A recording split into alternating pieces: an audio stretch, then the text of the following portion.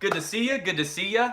I was gonna do this earlier, but the Edge of Wonder guys were live streaming, and I didn't want to have to compete with them, so I let them do their thing. And now here we are, and we finally have some free time today and some hopefully decent internet.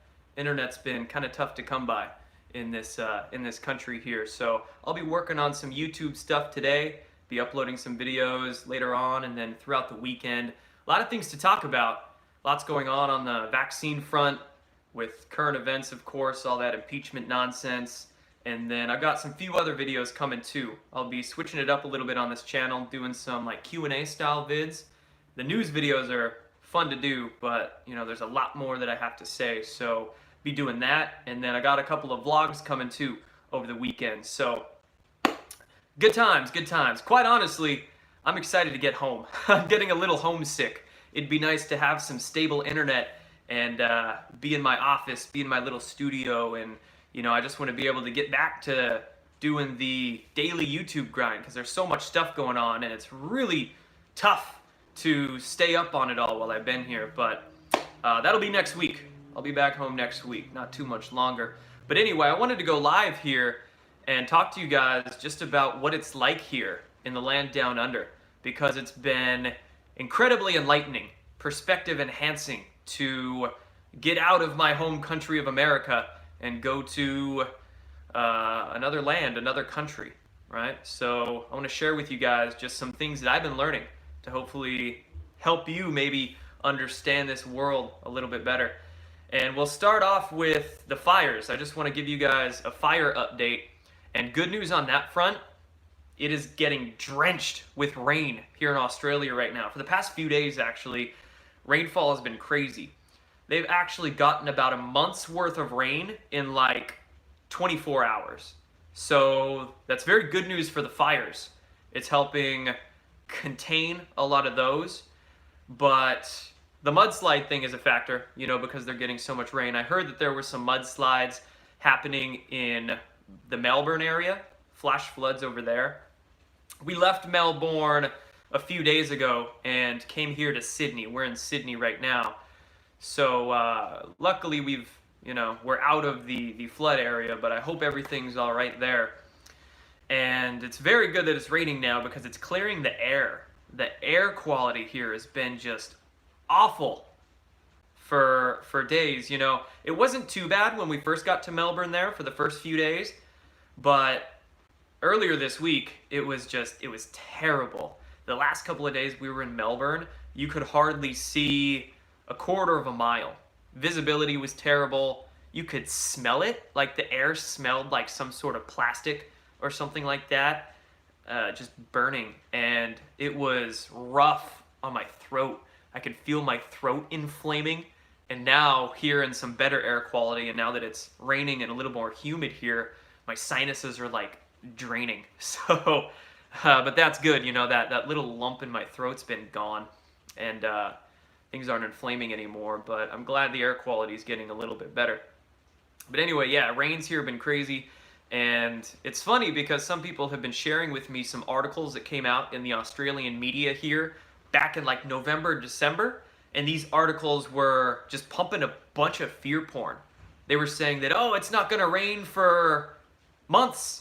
I think these articles said it wasn't going to rain till April or May. That was their estimation that they were putting out a couple of months ago, and obviously they were wrong because now it's raining cats and dogs here. But that's good news. I hope it stops raining though, because I really want to get to one of those Sydney beaches. I've yet to actually step foot on a beach while I've been here because things have been so hectic and crazy, and quite honestly the weather hasn't been the best. So hopefully it clears up. But anyway, good news on that fire front. All those climate change narratives are just horribly bullshit. You know, it's been funny actually talking to the people here, getting their perspectives on what's going on with the fires. And the majority of the people that I've talked to, really they understand that it's pretty much the government's fault or the deep state's fault, or whatever you want to call it. Really the main reason why things are so freaking dry here is land mismanagement. You know, that's simply it. These corporations come in, they buy up lands, they buy up these water tables, They dam off these rivers. They don't let the water flow as it should, and it's just drying the place out.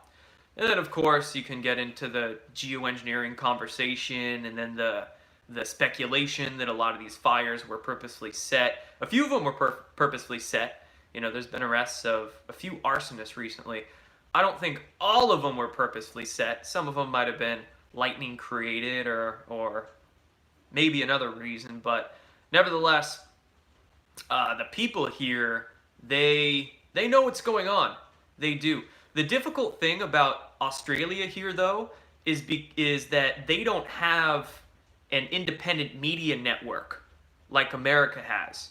So, you know, in America, you've got all these different YouTubers, you've got all these alternative media websites, you've got, of course, QAnon and just all sorts of different alternative ways to research what's going on. Australia doesn't really have that. They don't have that sort of network. So the people here, they're hungry for truth. They really are. And honestly, they can kind of accept the truth better here, because I found that in interacting with the Australians here, they're not snowflakes. They're not in like such a state of reaction like a lot of people in America. So it's a lot easier to talk to them about like hardcore stuff because they can handle it better. They just don't have the means to research this stuff, right? So it's been good. It's been good here being able to bring them an alternative source of information and whatnot. So that's been good. And it's also been incredibly enlightening to see how the system works here, I guess we could say. So first thing is that Australia is like, if you think America is a police state, come to Australia. Like, just go outside of America, and then you'll see what a real police state looks like. It's really weird here. For instance, by law, it's required that cars have a sensor on them so they can tell how fast these cars are going, right? No guns. Yeah, gun control here is, you know, they keep that on lockdown. Marijuana, for instance, isn't legal here, and the awareness or the consciousness of the public is still it's like taboo. It's still pretty taboo, so it's funny to talk about that with people, and they're still very,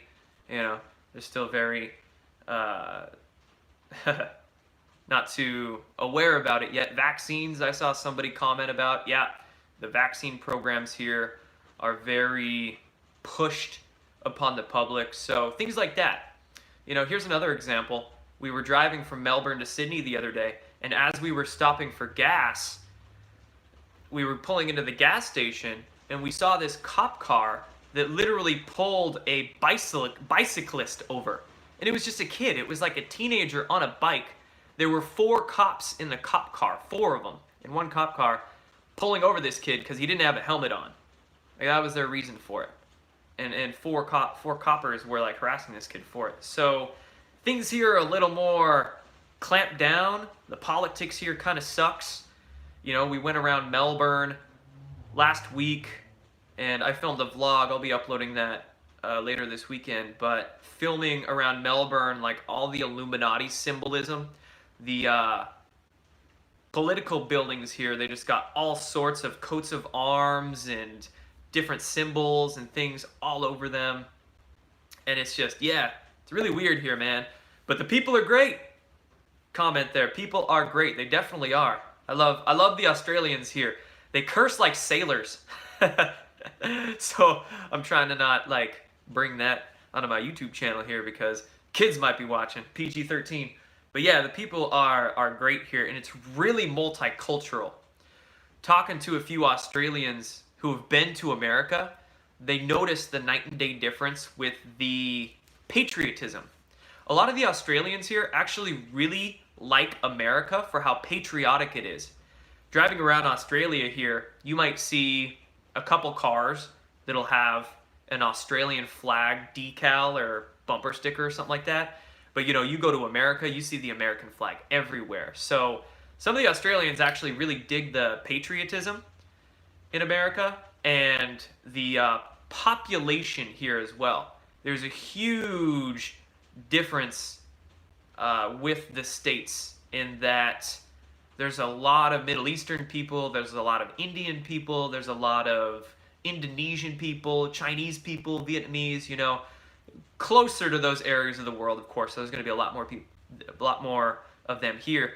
I'm not exactly sure how the immigration compares between the countries, but yeah, it's very multicultural, and it is. There's a comment there that says it's a lot like Canada, and it is a lot like Canada.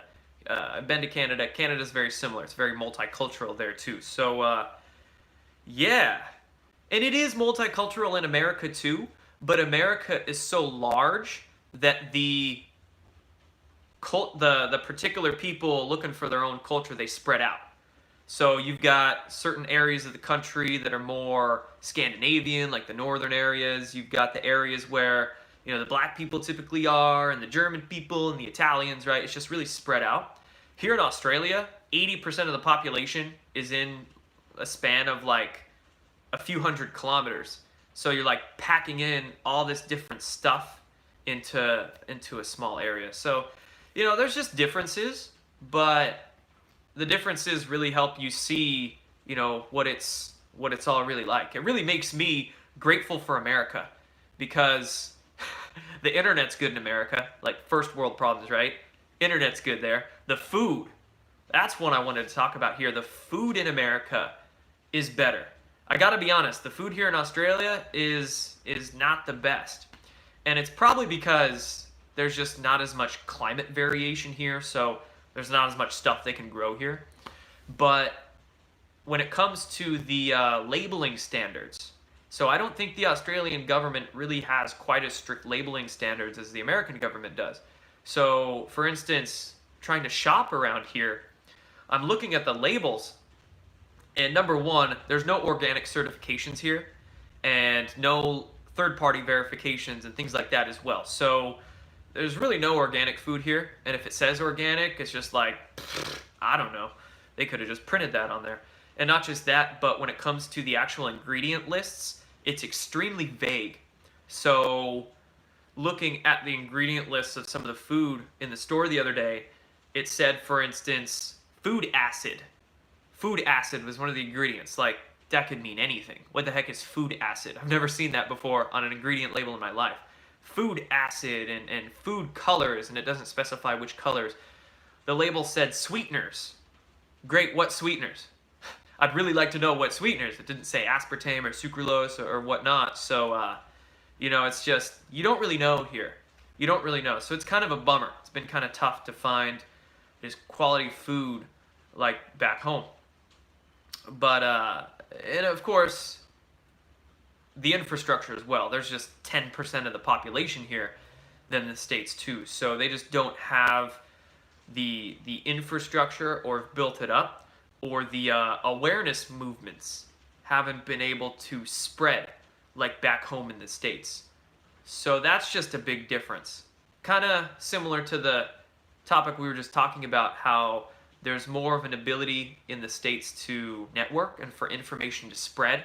So that's why in America, there's just larger movements. There's a larger organic movement. There's a larger just truth movement pretty much anywhere than here in Australia. But like I said, the people here, they're totally open to learning the truth, and they're hungry for it. They're really hungry for it, and they're sick of their freaking government, which is also cool. So they're really open. Like at the event last weekend in Melbourne, there was probably 250 people there, and it was funny because my talk that I did was on cue. I decided to do it on cue. I was kind of going back and forth as to what topics I would talk about. I'm like, you know, maybe I'll discuss UFOs or just wing it or something like that. But I decided to do one of my presentations that I have on QAnon and just dive into American politics because we're not in America. Might as well tell them what's going on there so they can have an idea, you know, of course, what's going on, not just there, but worldwide. So I did my presentation on Q, and thank you, Corrine. Much appreciated for that super chat. But, so I did my presentation on Q, and people loved it, man. They freaking loved it. And there were so many people there with Q shirts on, and there was a few people there with Keep America Great hats and whatnot. And the hilarious thing was that me giving that same talk, I've given that same talk, that same presentation at events in America, I had more people get upset and more people walk out of my presentations in America than they did in Australia here. So, that just goes to show you they're not as triggered here. They don't get as reactionary, and there's not as much TDS, Trump derangement syndrome. And that's because people here in Australia, quite frankly, they just don't give a shit, which is kind of a good thing, because then they just don't listen to the news. They don't. But at the same time, not giving a shit, being apathetic like that, can also be a very bad thing, and we don't want that. So yeah, there's a lot of differences. One more that I wanted to touch on was the healthcare. I was learning quite a bit about what it's like being in I guess what we could call socialized healthcare system, or what they call free healthcare. It's not all it's cracked up to be, folks. Not all it's cracked up to be at all. Let me tell you, being in a socialized healthcare country like this, it's great if you're poor. It's fantastic if you're poor. But if you make over $100,000 a year in Australia, they tax you at 40%, no matter what. And sure, great, you get free healthcare, but you're paying a shitload of taxes. So it's not really free, is it? I would much rather be in America, where we have less sales tax, because in Australia it's 10% on everything. So less sales tax in America, and much less income tax. Some states in America don't even have an income tax, right? Fantastic. And then the federal income tax levels are less as well.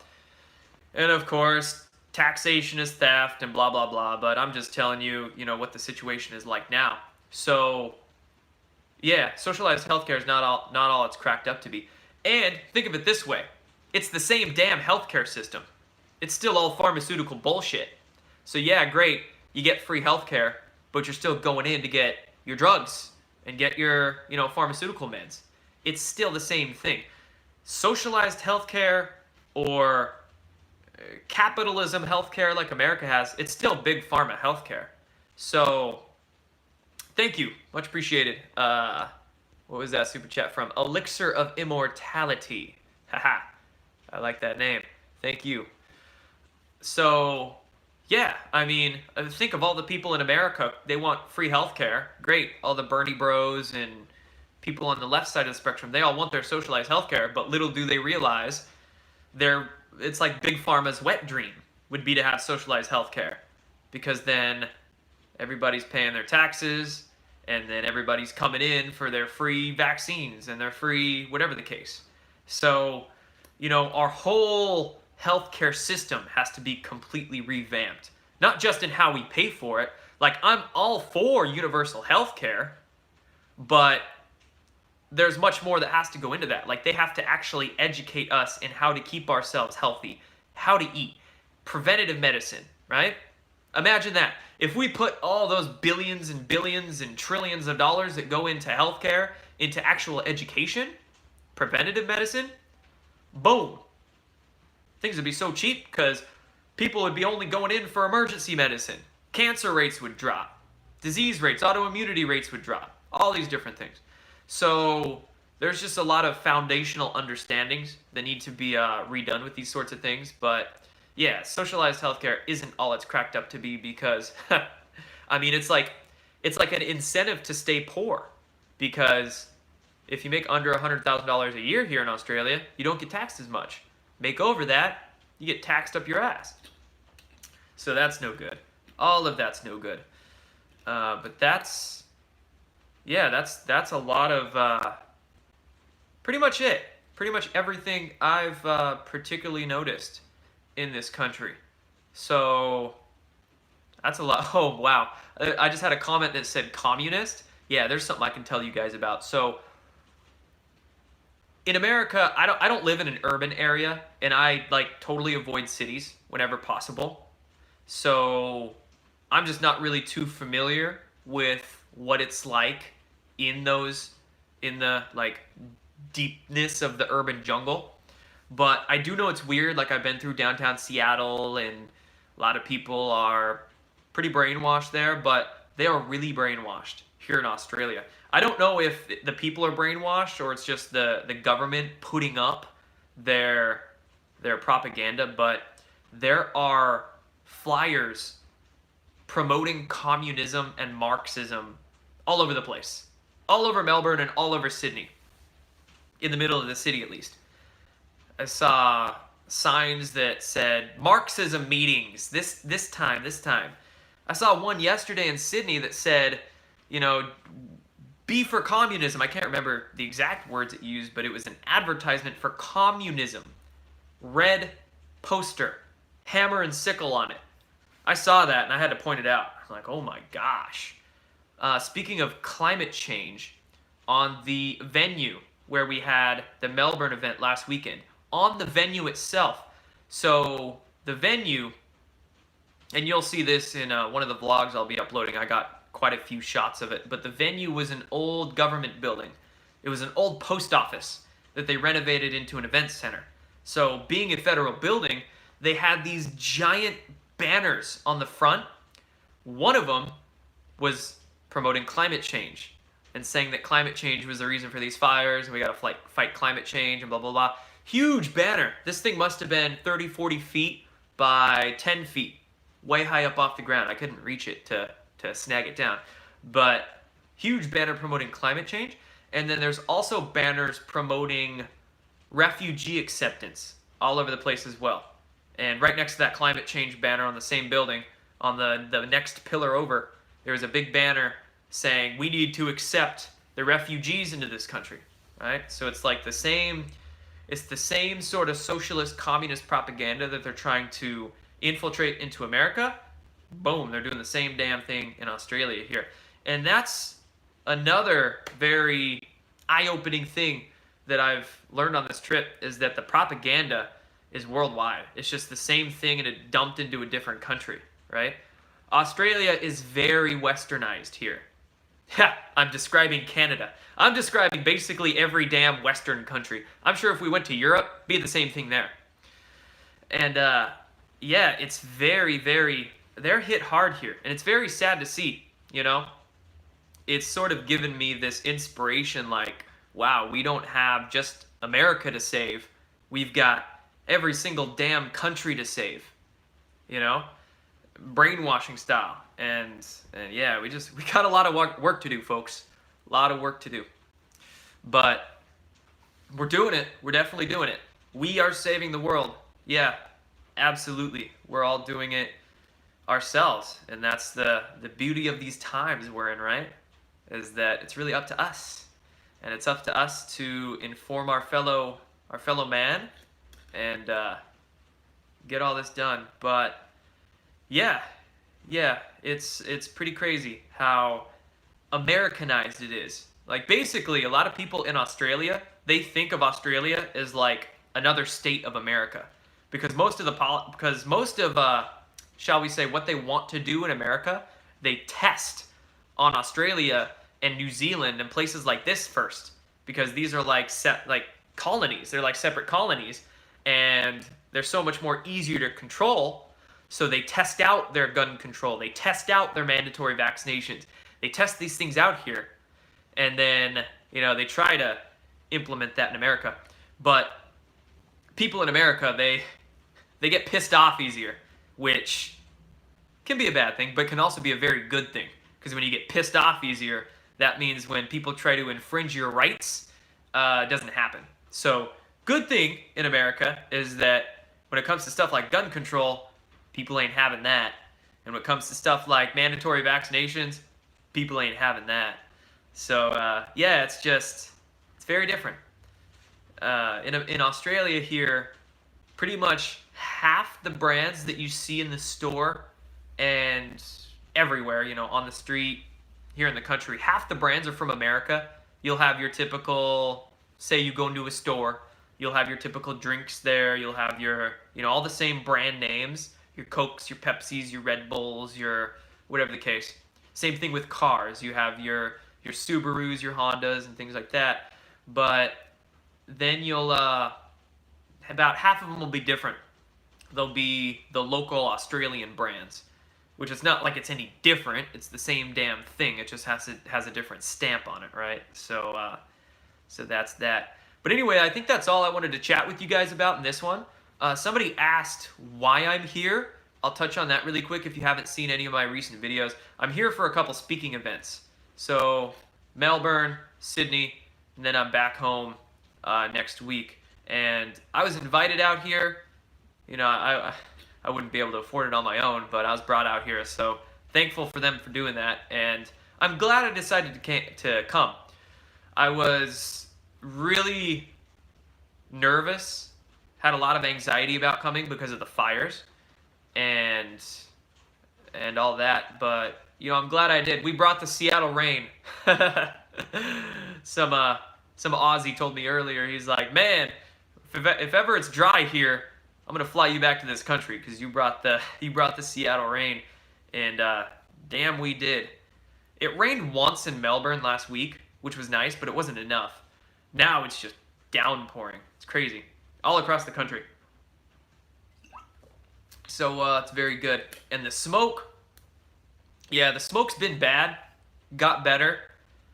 Now it's sort of bad again because, you know, you put water on a fire, it starts to go out. It'll release more smoke. So that's kind of what's happening now with these rains coming in, is that more smoke's getting released because the rains are on the fires. So yeah, it's been pretty gnarly on my throat, and I can't wait to get back home to winter time, honestly. As much as it's nice to be here in some warmer weather, it just hasn't been sunny. It's either been smoky or raining, and the air quality's been shit. So I'm excited to get back home to the snow in Washington. What the heck? It usually doesn't snow in Washington, but it has been there. So what's that climate change all about? Not sure. But yeah, guys, that's all for this one. I'll be back with some videos this weekend, seeing how the internet does, and some vlogs, some Q&As, some news videos, things like that. So thanks for tuning in, everybody. Much appreciated. Take care.